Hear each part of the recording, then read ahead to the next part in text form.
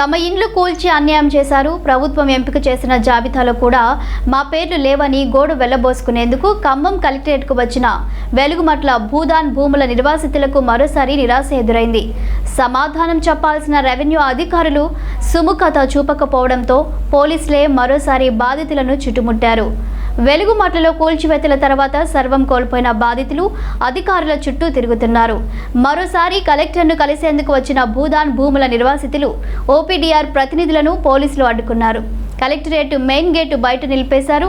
కలెక్టర్ని కలిసి హైకోర్టు ఆదేశాలు. ఓపీడీఆర్ తరపున వినతి పత్రం సమర్పించేందుకు వచ్చినట్లు ప్రతినిధుల బృందం చెప్పిన పోలీసులు పట్టించుకోలేదు.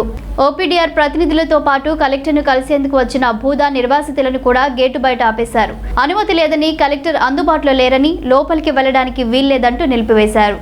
దీంతో నిర్వాసితులు తమకు న్యాయం చేయాలంటూ ప్లకార్డులు ప్రదర్శించారు. కలెక్టర్ను కలిసేందుకు వినతి పత్రాలతో వచ్చామని తెలిపారు. తమను లోపలికి అనుమతించాలని నిర్వాసితులు ఆందోళన చేపట్టారు.